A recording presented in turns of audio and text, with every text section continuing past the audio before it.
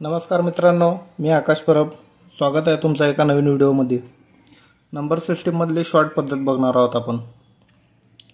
पहिला प्रश्न, 456 गुणिले 456 प्लस 144 गुणिले 144 प्लस 2 गुणिले 456 गुणिले 144.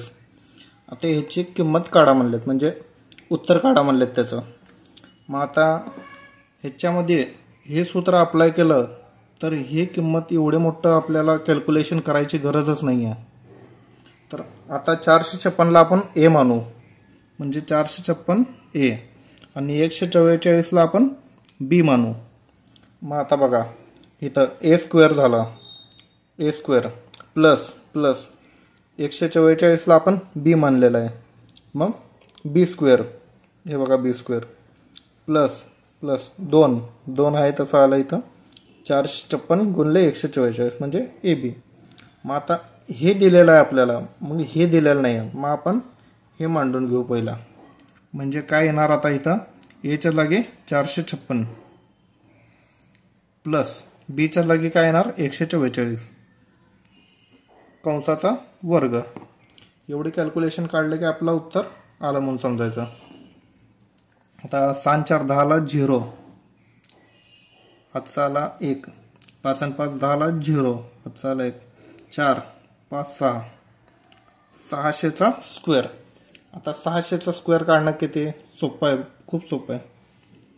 इज इक्वल टू करायचं, शेवटून 2 झिरो आहेत, मग आपण इथं काय करायचं 4 झिरो मांडून घ्यायचं, 3 4.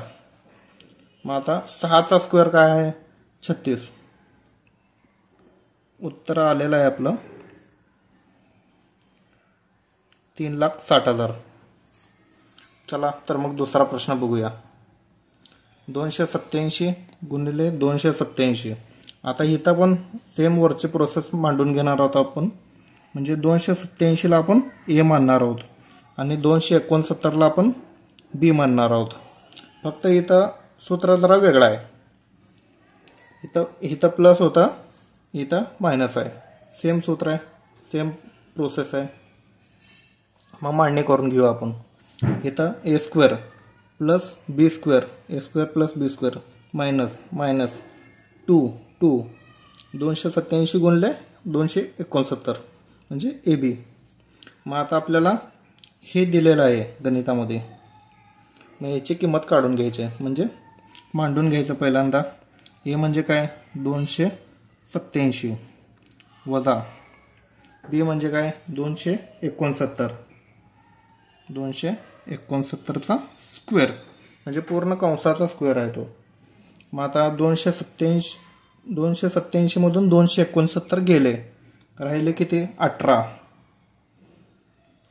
18चा वर्ग तर तुम्हाला माहीतच आहे 324. 3 2 4 असं लक्षात ठेवायचं 18चा वर्ग.